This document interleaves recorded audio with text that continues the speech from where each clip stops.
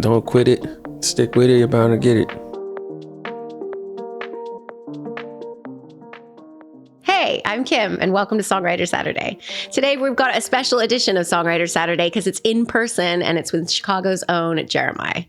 Alongside his own considerable solo back catalog and frequent collaborations with the likes of Ty Dolla $ign and Chance the Rapper, he's also written cuts for everyone from Rihanna to Ariana Grande, Big Sean to French Montana to Nicki Minaj. We talk about his beginnings, his approach to songwriting, his near-death experience with COVID and how that truly changed his life, and what he watches on Netflix. Here's our chat. Welcome to Songwriter Saturday. Thank you for having me. So this is funny because normally we do this remotely. So, really? Yeah. So you're actually the first one that I've ever done in person. There we go. Hey, that's why we're here. I was going up there with you. Oh, okay. Yeah. There we go. Mm-hmm. Yeah, I was like, I didn't know if I was going to. Yeah. It's awkward. All the awkwardness captured on camera. It's all good. To start off, I mean, I'd love to hear about your beginnings in music. What kind of music was around you when you were a kid and when you even realized you could sing? Well, let me just rewind. Rewind. I was told from my pops that when I was in my mom's in the womb that they used to put headphones on her stomach. So maybe it started there. Oh, wow. We really rewound. Yeah. But on top of that, I mean, that's probably why I really fell in love with music. But I knew somehow, some way, I knew I was going to do something musically inclined. However, I never knew I'd be known internationally to sing. You know what I'm saying? But I think it really hit me when I was at U of I, which is the college I attended.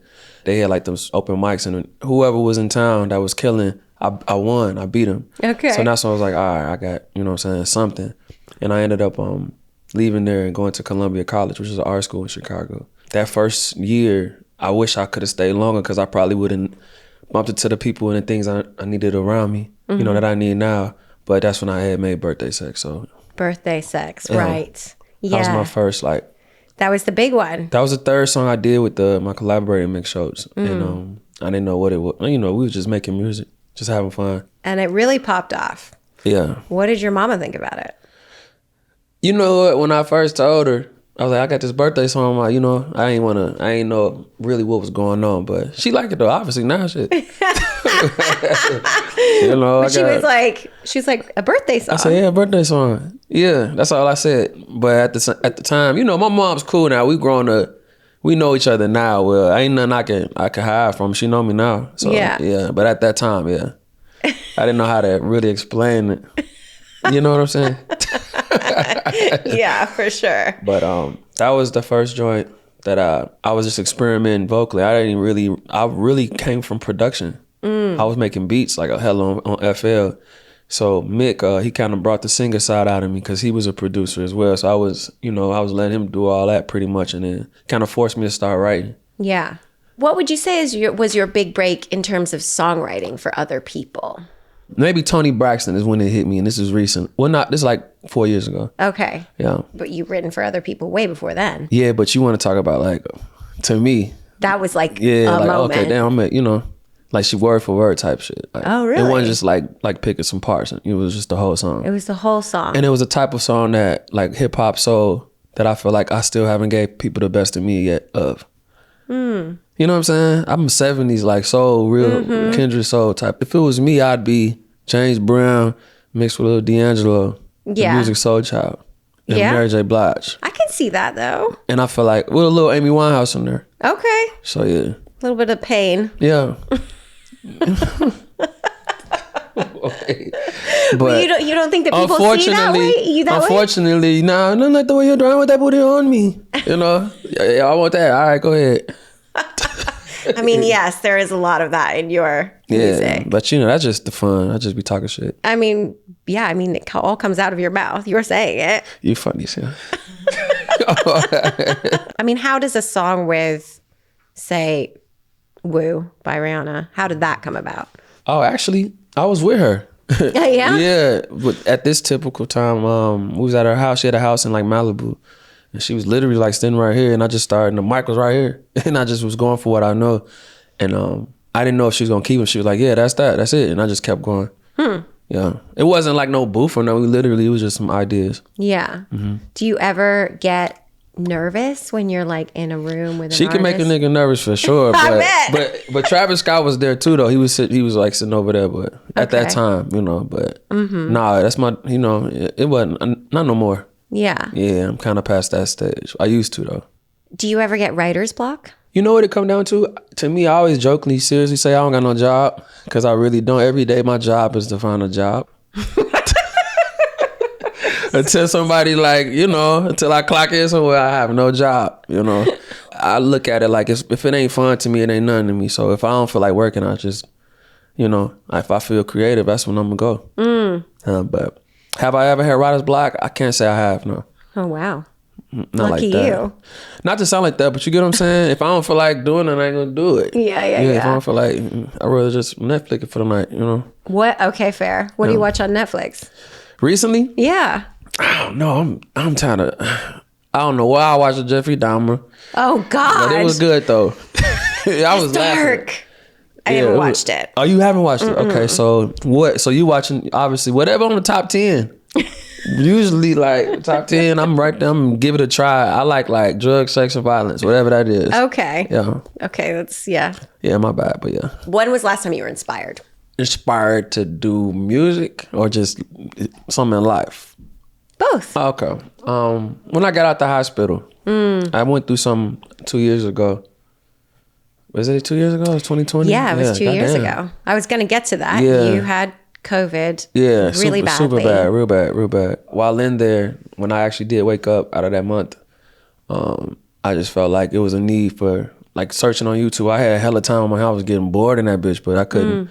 You know what I'm saying? They kept telling me things weren't getting better, so I was like, all right. So I had, I'm in, I had the trach in my throat, so I was concerned that my vocals wouldn't be what they were. I'm sure. So when I got out after learning how to walk, I think I was like, all right, let me go a little harder than I ever did. So maybe that was the most. Just sitting down in there and just, I don't know. I had just had a newborn baby. Wow. And I had all my pictures. I lost my pops. I lost my grandpops the month before. Right. And I almost lost myself. So it was like, damn.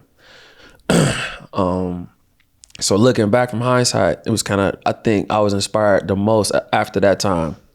When I was like, all right, I'm here for a reason. Let me go and do what I'm supposed to do, or at least leave a legacy that if I had been gone, I was mad that I didn't. Yeah. That's all. Yeah. I mean, all joking aside, you had inflammatory. It's called MIS. It was something that was very rare. It's called multiple inflammatory syndrome. So all my organs, my insides, they was just erupt, blown up.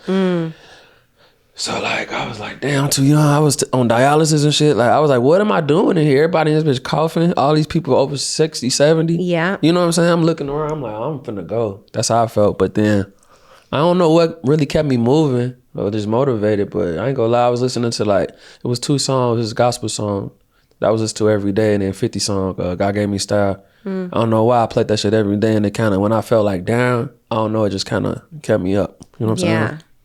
Yeah. What do you look for in a good collaborator? Because you do have people that you continuously come back to, like Ty Dolla $ign. People, I don't know. It's just I look at it like hoop, and I always look at the music game like a basketball game. Okay. It's like if I could hoop with you, if I could pass the ball, if I ain't got the bucket, and you can, I'm gonna pass it. That's how I look at it. Okay. Yeah. But if I ain't, don't play with me if you can't play. Well, who are the best people that you play with? Like you said, Ty. So when you say collaborate, so Berg is more like production, you know what I'm saying? Yeah. But also his whole setup is easy. It's I go in, it's like a layup. Ty's one, obviously. Berg, Party Next Door is another, one of the homies. Somebody that kind of pushed me to go harder because he cold like that to me. So He what? if we hoop, I know he got a bucket over there too if I ain't got it. Right. In other words. I see what you're I'm saying. just, comparing. The analogy continues. Yeah, I got you. ... What advice would you have? Sometimes songwriters are getting into these rooms and there's a lot of songwriters in the mix. And, I'm not mad at that. I somehow, some way, maybe when I first started, I was kind of forced because I was the only person in there with Mick.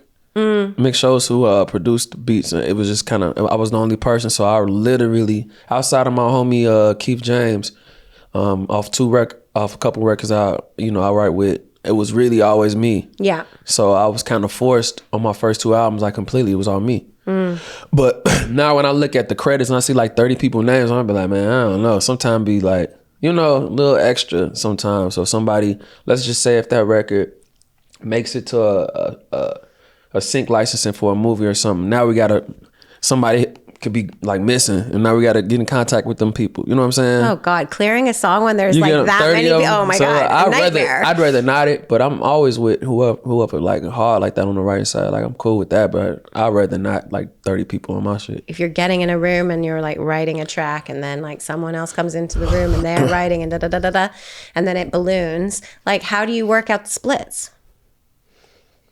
Got any tips around that? Yeah, it's a pie shit. Break it down. It's a brick. You know, who did what.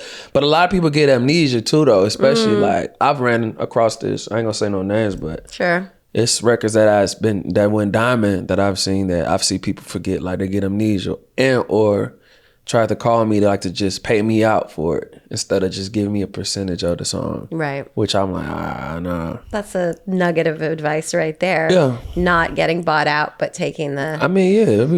It's a marathon or you want the sprint. It's like, I don't know. It's just sad that happens, but this is recent too. Like that I was like, oh no.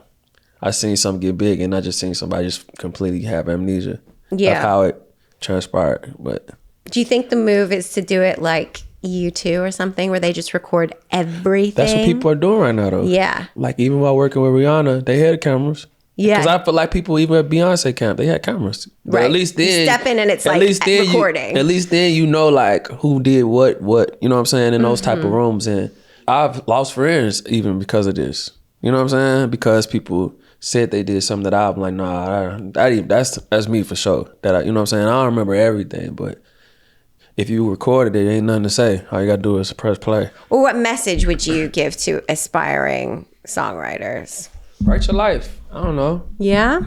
To me, I ain't, you know, I don't like lies anyway, but I don't live a lie. So I ain't gonna say everything that I've written is all about me, but I could take something from our conversation and make something about it if it come to a song, you know? Really? For real. Or just if I see you going through something, or as a friend, like I got like a lot of female friends, they be like, Jay, you know what I'm saying? And I be like, okay. And I might just take it and run with it. As far as relationship wise, you know. Yeah. The lover in me. Yeah. But I would say just write your life to any songwriter. Okay. For sure. And just, don't quit it. Stick with it, you're bound to get it. Are there people that you would love to write for and with? My cousin Chris, he told me that Sade was back recording or somehow. So I don't know how he seen it. I ain't seen it, but this like one of my... Oh my God, please do something with I ain't gonna lie to you. I got like a whole, like unintentionally, a whole body of work I was calling it Jade. I see what you did there. You know, I'm just saying no, because I'm like, damn, like I just want to, you know what I'm saying? I saw a video the other day. I'm like, damn, I'll marry her. I don't even know her, but you know what I'm saying? I don't even want to get married. But I would marry her too. Let's have a... But her, I'd rather do something different, like, you know what I'm saying? Go like make a hard ass country song or something. Really? Yeah. I feel like I could pull it off. And I ain't just saying like Old Town Road type shit. Like not a crossover, but you mean like real, yeah. Like do something different, like something different. Like something that okay, y'all thought I couldn't do it, but I'll pull it off. I'm not really too familiar with the country world, but neither me. I would. Okay. If somebody, you know what I'm saying, I'm on that. What are your thoughts on owning your masters? I don't even gotta hear Prince to tell me this. I've been seeing a lot of clips from Prince I'm saying this, or just people just in general. But it's important. I mean, it's like your legacy. That's all right now at this point. And who owns them? If you don't own yourself, you gotta own up to yourself to me. So now, if I don't own it up, like I just feel like, obviously a decade plus ago, I got involved in a deal that transpired to this moment, but I feel like I'm just cleaning up now. Like if it's a mistake, I feel like I learned from all of them. And it's time to, you know. What is next for you?